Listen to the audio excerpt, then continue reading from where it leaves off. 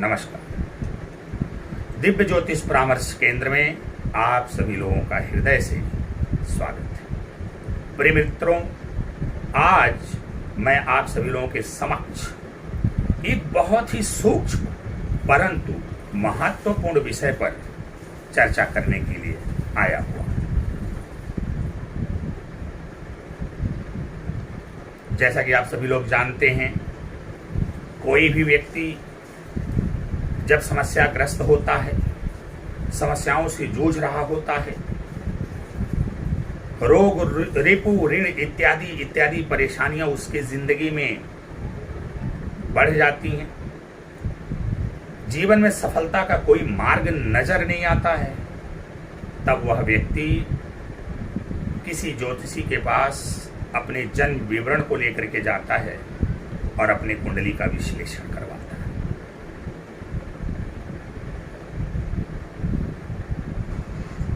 और वहां जो विद्वान हैं, जो ज्योतिषी हैं, वो गणना करते हैं और ज्योतिषी गणनाओं के आधार पर उन्हें बताते हैं कि समस्या कहां से हो रही है, क्या प्रॉब्लम है, क्या दिक्कत है, क्या परेशानी है। वह अपने ज्योतिषी विश्लेषण के द्वारा उन्हें बताने का प्रयास करते हैं। मित्रों, मेरा ये मानना है कि परेशान होकर के किसी ज्योतिषी के पास जाने से कहीं ज्यादा बेहतर होता है कि आप जब अच्छी स्थिति में हैं, आप जब सुख की स्थिति में हैं, प्रारंभ में ही आपको ज्योतिषी के पास चले जाना चाहिए और एक बार अपने जन्म कुंडली का विश्लेषण अवश्य करवा लेना चाहिए। हाँ, परंतु इस बात का आपको ध्यान रखना है कि वह जो ज्योतिषी हैं जिनके पास आप जाएं, वो विद्वान हों, परोपकारी हों, ईमानदार हों, उनके विचार अच्छे हों और लोक कल्याण की उनके अंदर भावना भी होनी चाहिए। तो आप किसी अच्छे विद्वान ज्योतिषी के पास जाइए और अपने जन्म कुंडली का विश्लेषण अवश्य करवाइए, ये मेरा मानना है। क्योंकि मैं अपने अंतःकरण से इस बात को, एक ज्योतिषी होने के नाते नहीं, एक तटस्थ व्यक्ति होने के नाते, मैंने अपने अंतःकरण से इस बात को स्वीकार किया है कि ज्योतिष विज्ञान बहुत ही सुदृढ़, पावरफुल और प्रभावशाली विज्ञान है, जो कि हमारे लिए बहुत ही महत्वपूर्ण है और बहुत ज्यादा महत्व रखता है। तो इससे पहले कि हमारे जीवन में समस्या आए, परेशानी आए, दिक्कत आए, हम कहीं जाकर के फंस जाएं, तब जाकर के किसी ज्योतिषी के पास जाएं। अगर आप मेरी माने तो जब आप सही स्थिति परिस्थिति में रहते हैं, सुख की स्थिति में रहते हैं, आपके ऊपर कोई समस्या नहीं रहती, तो आपको एक बार किसी अच्छे ज्योतिषी के पास जाकर के अपने कुंडली का उचित विश्लेषण करवा लेना चाहिए और समय से पहले उपायों को कर लेना चाहिए, ताकि भविष्य में आपके साथ कोई अप्रिय, अप्रत्याशित घटनाएं ना घटे। प्रिय मित्रों, सिद्धांत कहता है कि जीवन एक संघर्ष है। सही है, जीवन एक संघर्ष है। जीवन में छोटा मोटा संघर्ष लगा भी रहता है, चाहे वो करोड़पति हो, चाहे अरबपति हो, चाहे खरबपति हो या कोई गरीब व्यक्ति हो। सबके जीवन में कुछ न कुछ संघर्ष रहता है और जीवन भर रहता है। रोग को भी लेकर के रहता है, रिपु को लेकर के रहता है, ऋण को भी लेकर के रहता है। तो जीवन है तो संघर्ष है, लेकिन सामान्य स्तर का होना चाहिए, कोई अप्रत्याशित नहीं होना चाहिए। और जब कोई अप्रत्याशित संघर्ष उत्पन्न हो जाता है तो यह विचारणीय है। ऐसा क्यों? कोई भयंकर दुर्घटना हो जाए आपके साथ, आपके ऊपर इतना ज्यादा कर्ज हो जाए कि आप दिवालिया हो जाएं, या आपको कोई असाध्य रोग हो जाए, अकाल मृत्यु की घटनाएं हों आपके परिवार में, ये सब अप्रत्याशित घटनाएं हैं। और जहां तक मेरी समझ में आता है, ऐसी घटनाएं परिवार में और हमारे जीवन में या समाज में ना ही हूं तो अच्छा है। बाकी संघर्ष तो जीवन है, रोजी रोटी के लिए संघर्ष है, हर चीज के लिए, कभी धूप से संघर्ष, कभी गर्मी से संघर्ष, कभी जाड़े से संघर्ष, तो कभी बरसात से संघर्ष, कभी परायों से संघर्ष, तो कभी अपनों से संघर्ष। छोटी मोटी ये जो बातें हैं जो जीवन को सिद्ध करती हैं, संघर्ष ही सिद्ध करता है कि आप जीवित हैं। ये मैं अंगीकार करता हूं, इसे मैं स्वीकार करता हूं, लेकिन कोई अप्रत्याशित घटना हो जाए उसको लेकर के हम संघर्ष करें तो ये हम कतई स्वीकार नहीं करते। और यही अप्रत्याशित घटनाएं हमारे जीवन में ना हो, उसी के लिए ज्योतिष विज्ञान का निर्माण किया गया है। तो सबसे पहले तो हमारा आपसे यही निवेदन है कि भाई समस्याओं में ग्रस्त होकर के ज्योतिषी के पास जाने से कहीं ज्यादा बेहतर होता है कि जब आप सामान्य स्थिति में हैं तभी अपनी ज्योतिषी गणना करवा करके आप समय से पूर्व ही उपायों को करने का प्रयास करें, अपने जीवन को सन्मार्ग पर लाने का प्रयास करें, अपने कर्म में सत्कर्म का समायोजन करें, कर्म में सत्कर्म की आहुति दें, फिर आप देखें आपको जीवन में किसी भी अप्रत्याशित घटना परिघटना का शिकार नहीं होना पड़ेगा। प्रिय मित्रों, जैसे हम किसी ज्योतिषी के पास गए और ज्योतिषी ने हमारी कुंडली को देखा और फौरन उन्होंने हमसे कहा कि आपकी कुंडली तो बहुत ही खराब है। यही मेरा मुख्य विषय है कि क्या ये कहना उचित है कि आपकी कुंडली बहुत ही खराब है?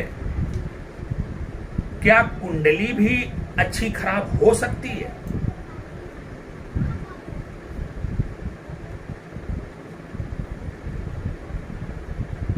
क्या ये कहना न्याय संगत है कि आपकी कुंडली खराब है? अब एक उदाहरण में ले लीजिए, जैसे एक आईना होता है, आईने में आप अपना चेहरा देखते हैं। आईना जो होता है चेहरा दिखाने का काम करता है। अब आईने में आप अपना चेहरा देखते हैं। अब अगर आपके चेहरे के ऊपर कोई गंदगी है या चेहरे में कोई त्रुटि है या चेहरे में कोई बुराई है तो आप क्या कहेंगे? आईना खराब है, दर्पण खराब है, या फिर आप अपने चेहरे को देखेंगे कि हमारे चेहरे में ही कोई दाग धब्बा है, हमारे चेहरे में ही कोई त्रुटि है, आप इसको देखेंगे या आईने को खराब कहेंगे, दर्पण को खराब कहेंगे? बिल्कुल नहीं। दर्पण तो दर्पण है, आप जैसे हो आपको वैसा ही वो दिखा देगा। अब दोष आपके चेहरे में हो, दोष आपके मुखड़े में हो, दोष आप में हो और आप दर्पण के सामने खड़े हो और दर्पण ने हूबहू आपको दिखा दिया, प्रतिबिंबित कर दिया, तो आप दर्पण को दोष नहीं दे सकते। तो जिस प्रकार आप दर्पण को दोष नहीं दे सकते, ठीक उसी प्रकार ये ज्योतिष विज्ञान भी दर्पण ही तो है, हमारे और आपके जीवन का दर्पण। ये जीवन दर्पण है, ज्योतिष विज्ञान मतलब अर्थात जीवन दर्पण, जीवन का दर्पण। ये आईना है, हमें और आपको आईना दिखाता है, ये दर्पण है। तो जिस प्रकार हम दर्पण को खराब नहीं कह सकते, ठीक उसी प्रकार हम अपनी कुंडली को भी खराब नहीं कह सकते। कुंडली तो हमारा आईना है, कुंडली हमारा दर्पण है, कुंडली तो हमारा प्रतिबिंब बना रहा है। एक भौतिक दर्पण और एक ज्योतिष दर्पण, दोनों दर्पण में जो मौलिक अंतर है वो ये है कि जो भौतिक दर्पण है वो केवल उतना ही दिखाता है जो दिख रहा है, लेकिन ये जो ज्योतिष दर्पण है ये आपको वो भी दिखाता है जो दिख नहीं रहा है। अर्थात ये आपके भूत को भी दिखाता है और आपके भविष्य को भी दिखाता है।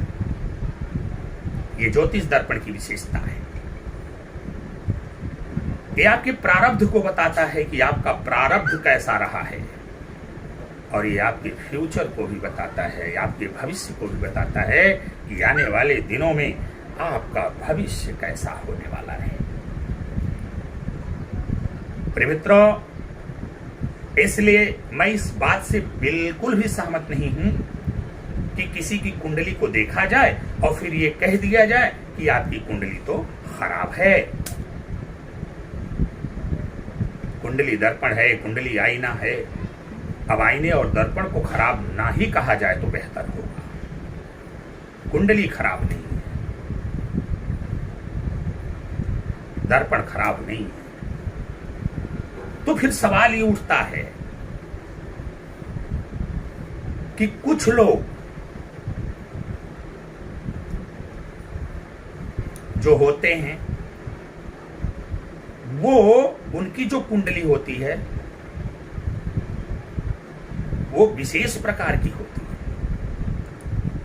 और वो जीवन में विशेष सफलता हासिल करते हैं। इज्जत, मान, मर्यादा, शोहरत, धन, दौलत। और कुछ लोग ऐसे होते हैं, उनकी कुंडली कुछ इस प्रकार की होती है कि वे जीवन में दुखों के पहाड़ तले ही दबे रहते हैं, जीवन भर संघर्ष करते हैं, लेकिन सफलता का मुंह कभी नहीं देखते, परेशानियों का, दिक्कतों का सामना करते ही रहते हैं।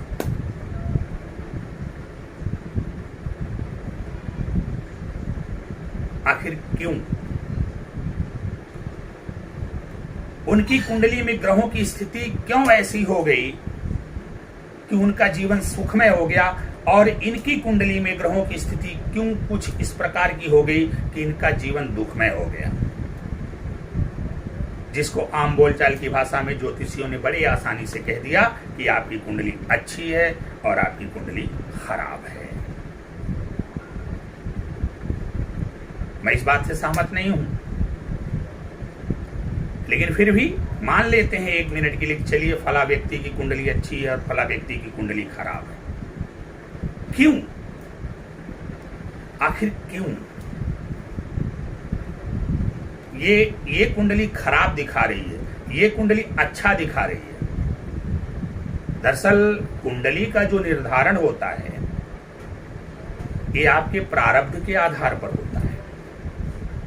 इस प्रकृति में नाना प्रकार के जीव हैं जिनका जन्म और मरण होता रहता है। जन्म कब होगा, मरण कब होगा, इसका निर्धारण प्रकृति करती है, ईश्वर करते हैं, विधाता करते हैं। हमारे प्रारब्ध पर निर्भर करता है कि हमारा कब जन्म होगा। प्रारब्ध और वर्तमान के आधार पर यह निर्भर करता है कि हमारी कब मृत्यु होगी। हमारे प्रारब्ध के आधार पर ही ईश्वर तय करते हैं, प्रकृति तय करती है कि हमको कब जन्म देना, हमें ग्रहों की किस स्थिति परिस्थिति में जन्म देना, फला व्यक्ति को, फला जीव को इस दुनिया में कब भेजना है, इसका निर्धारण प्रकृति करती है। ग्रहों की पोजीशन कैसी रहेगी, किस प्रकार की रहेगी, नेगेटिव रहेगी कि पॉजिटिव रहेगी हमारे लिए या फला जीव के लिए, इसको ध्यान में रखते हुए प्रकृति हमारा अस्तित्व कायम करती है, हमें जन्म देती है, इस बात का निर्धारण करती है। हमारे प्रारब्ध को देखकर प्रकृति तय करती है। अब यदि हमारा प्रारब्ध खराब रहा तो ये मान करके चलिए कि हमें ग्रहों की कुछ ऐसी स्थिति परिस्थिति में प्रकृति जन्म देने वाली है जब हमें उन ग्रहों की पॉजिटिव ऊर्जा बिल्कुल कम, नेगेटिव ऊर्जा ज्यादा मिलने वाली है। अर्थात हमारी जिंदगी को समस्या ग्रस्त करने वाली स्थिति जब होगी तब वो प्रकृति हमको जन्म देगी। और यदि हमारा प्रारब्ध सही रहा है तो प्रकृति जब हमारे जन्म का निर्धारण करेगी तो ठीक उस ग्रह स्थिति परिस्थिति में करेगी जब ग्रहों की सकारात्मक ऊर्जा ज्यादा हमको मिलेगी। तो जब कुंडली तैयार की जाएगी तो आपको दिखाई देगा कि इनको तो ग्रहों की ज्यादा सकारात्मक ऊर्जा मिल रही है और फला व्यक्ति है उसको ग्रहों की ज्यादा नकारात्मक ऊर्जा मिल रही है। बस इसका कारण यही है, वो हमारे प्रारब्ध के आधार पर डिसाइड कर लिया जाता है प्रकृति द्वारा कि किसको ग्रहों की किस स्थिति परिस्थिति कंडीशन पोजीशन सिचुएशन में पैदा करना है। मैंने कहा कि यदि हमारा प्रारब्ध सही रहेगा तो हमें ग्रहों की अच्छी स्थिति परिस्थिति कंडीशन पोजीशन सिचुएशन में जन्म दिया जाएगा ताकि हमको ग्रहों की ज्यादा से ज्यादा सकारात्मक ऊर्जा मिल सके। और जब हमारा प्रारब्ध खराब रहेगा तो फिर हमें ऐसी स्थिति परिस्थिति कंडीशन सिचुएशन में ग्रहों की पैदा किया जाएगा कि हमें ग्रहों की नकारात्मक ऊर्जा ज्यादा मिलेगी। अब ये बात मैं विश्वास करता हूं आप लोग सही से समझ चुके होंगे कि कुंडली एक दर्पण है, कुंडली एक आईना है जो हमारे भूत भविष्य और वर्तमान को दिखाने का काम करती है। जिससे जो भौतिक दर्पण है वो केवल और केवल वही दिखाता है जो दिखता है, लेकिन जो ज्योतिष दर्पण है ये वो भी दिखाता है जो सामान्य आंखों से दिखाई नहीं देता। प्रिय मित्रों,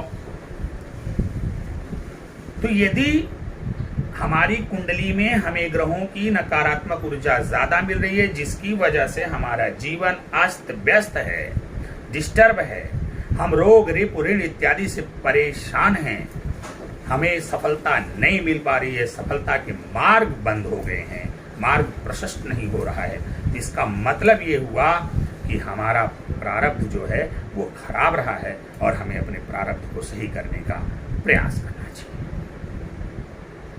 उन गलतियों को जो हमने पूर्व में की हैं उनको सुधार करके अपने जीवन को सुखमय बनाने का प्रयास करना चाहिए। और ये सारी बात कौन बताएगा? कौन? ज्योतिष विज्ञान।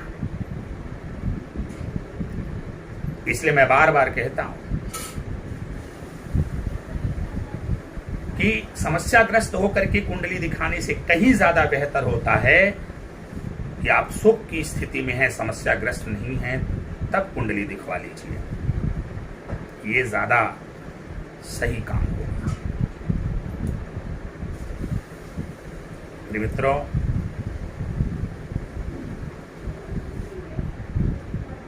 मैं जब भी कुंडली किसी जातक की देखता हूं और मैं देखता हूं कि अब इसमें इसको ग्रहों की नकारात्मक ऊर्जा ज्यादा मिल रही है, मैं फौरन उसे सत्कर्म से जोड़ता हूं, क्योंकि ग्रहों की नकारात्मक ऊर्जा उनकी सिचुएशन पोजीशन कंडीशन उनकी स्थिति उनकी परिस्थिति इस बात का इशारा करती है कि इनको किस प्रकार का सत्कर्म करना पड़ेगा। जब तक उस सत्कर्म से आप गुजरोगे नहीं तब तक सफलता का मार्ग आपके लिए खुलने वाला नहीं है।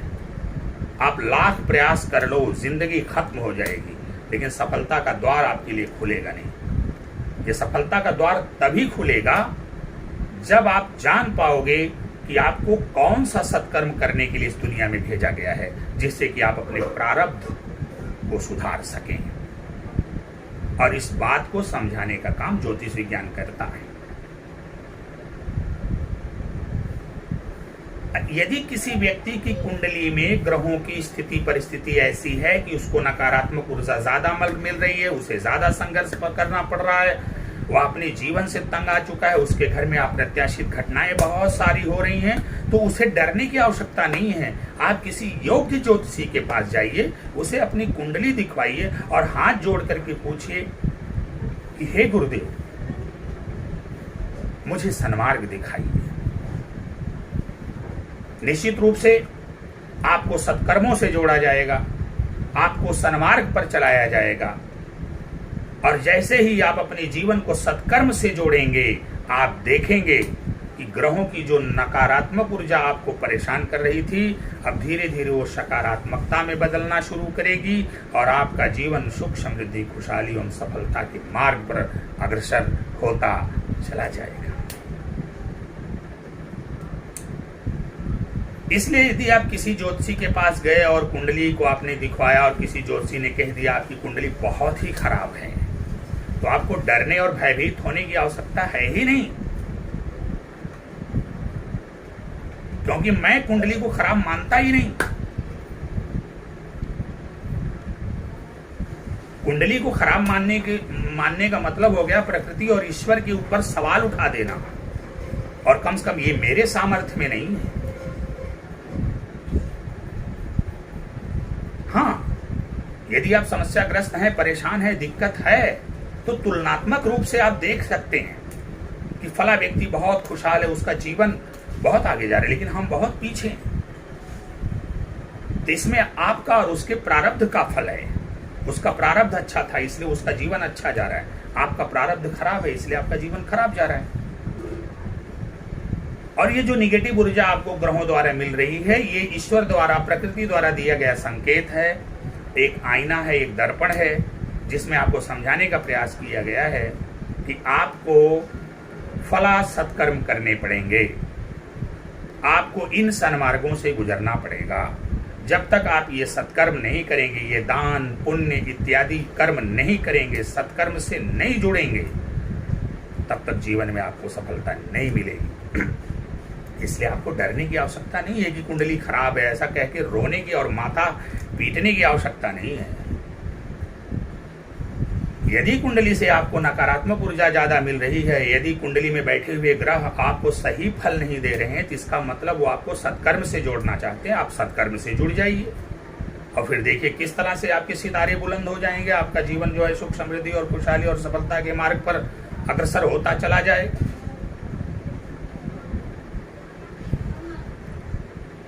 खुद में दोष है, दर्पण पे दोष देना बंद करिए, दर्पण में दोष निकालना बंद करिए, अपने दोषों को दूर करिए। आप देखते होंगे नाना प्रकार के परिवार हैं, नाना प्रकार के सदस्यगण हैं। परिवार का एक सदस्य दूसरे सदस्य के प्रति बहुत ही घिनौना बर्ताव, बहुत ही अवांछनीय बर्ताव करता है, यहां तक कि कत्ल और मर्डर तक कर दिए जाते हैं। किसी को भरपेट भोजन नहीं दिया जाता, किसी को रहने के लिए मकान नहीं दिया जाता, तो किसी को पहनने के लिए वस्त्र नहीं दिया जाता। लोग एक दूसरे के हक और अधिकार को छीन रहे हैं। यही सब तो है जो आपकी बच्चों की कुंडली में नेगेटिव ऊर्जा के रूप में आने वाला है, जो आपकी बच्चों की कुंडली में नकारात्मक ऊर्जा के रूप में आने वाला है। ये सारी चीजें दिखाई देंगी कि किसको मार डाला गया है, किसने आत्महत्या किया गया, किसको सताया गया, किसको पीड़ित किया गया, ये सारी चीजें दिखाई देंगी जन्म कुंडली में। मैं जब भी जन्म कुंडली देखता हूं, ये सारी चीजें मुझे दिखती हैं वहां पर। इसीलिए तो मैं अपने महर्षियों का, अपने ऋषियों का बार बार साधुवाद और धन्यवाद करता हूं कि आप लोगों ने कितना जबरदस्त ज्योतिष विज्ञान का निर्माण किया, जो कितने ही सरल और आसान तरीके से बता देता है कि फला व्यक्ति द्वारा या फला व्यक्ति के परिवार में कितने अच्छे कार्य हुए हैं और कितने बुरे कार्य हुए। ये सारी चीजें आने वाली संतानों में पीढ़ी दर पीढ़ी ट्रांसफर होती चली जाएंगी, स्थानांतरित होती चली जाएंगी। तो यदि आप जीवन में संघर्ष कर रहे हैं, आप जीवन में सफलता नहीं अर्जित कर पा रहे हैं, आपके ऊपर रोग रिपू ऋण बहुत ज़्यादा हो रहे हैं, आपके परिवार में एक्सीडेंट, अकाल मृत्यु की घटनाएं ज़्यादा हो रही हैं, आपके परिवार में कलहपूर्ण वातावरण बना हुआ है, आपके पारिवारिक सदस्यों में आपसी मेलजोल और तालमेल की कमी है, आपकी संतानें सन्मार्ग पर नहीं हैं, तमाम लोग रोग और व्याधि से पीड़ित हैं। यदि आप अपने जीवन में इन सारी समस्याओं का सामना कर रहे हैं और आपने किसी ज्योतिषी को अपनी कुंडली दिखाया और उस ज्योतिषी ने आपसे ये कहा कि आपकी कुंडली बहुत ही खराब है, तो आप घबराइए और परेशान मत होइए। उस कुंडली को किसी अच्छे ज्योतिष से एक बार पुनः चेक करवाइए और उनसे ये हाथ जोड़ करके करबद्ध निवेदन करते हुए पूछिए कि गुरुदेव आप हमें बताइए कि हमारी कुंडली में जो ग्रहों की स्थिति परिस्थिति है वह हमसे किस प्रकार का सत्कर्म करवाना चाहती है। हमें उन सत्कर्मों से जोड़ दीजिए, क्योंकि हम अपने जीवन में चल रही आने वाली सभी समस्याओं से छुटकारा पाना चाहते हैं, अपने जीवन को सुख समृद्धि खुशहाली एवं सफलता के मार्ग पर अग्रसर करना चाहते हैं। ऐसा कहिए और अपने आप को सत्कर्म से जोड़ लीजिए। आप देखिए आपके साथ कुछ ही दिनों, कुछ ही महीनों, कुछ ही वर्षों में चमत्कार होना शुरू हो जाएगा। आपका जीवन सुख समृद्धि खुशहाली एवं सफलता के मार्ग पर अग्रसर हो जाएगा। और ये कहना बंद कर दीजिए, कुंडली का रोना बंद कर दीजिए कि मेरी कुंडली खराब है, फला व्यक्ति की कुंडली अच्छी है। आईना एक ही है, दर्पण एक ही है, उसका चेहरा साफ सुथरा है, उसको साफ सुथरा दिखा रहा है, आपका चेहरा गंदा है, आपको गंदा दिखा रहा है। तो आईने में कोई दोष नहीं है, दर्पण में कोई दोष नहीं है, हमारे चेहरे में, खुद में, मुझ में ही दोष है। कुछ प्रारब्ध का दोष है, कुछ वर्तमान का दोष है। बस उस दोष को हमें दूर कर लेना है और ये दोष बताने का काम ज्योतिष विज्ञान करता है। तो ज्योतिष विज्ञान के माध्यम से अपने उस दोष को आप दूर कर लीजिए। आप देखेंगे कि आपका जीवन सुख समृद्धि खुशहाली और सफलता से भर जाएगा। मित्रों, आशा करते हैं कि हमारी ये बातें आपको अच्छी लगी होंगी और ज्ञानवर्धक भी लगी होंगी। तो जो भी लोग हमारे चैनल को सब्सक्राइब नहीं किए हैं वो चैनल को सब्सक्राइब करें, बेल आइकन का बटन दबाएं, ताकि इस प्रकार की ज्ञानवर्धक और प्रेरणात्मक बातें जो भविष्य में फिर हम आपसे करें आप तक पहुंच सकें और आप लोग ज़्यादा से ज़्यादा लाभान्वित हो सकें, लाभ उठा सकें। अपनी वाणी को विराम देते हुए आप सभी लोगों के कल्याण की कामना करते हुए मैं आप सभी लोगों से विदा लेता हूँ। नमस्कार।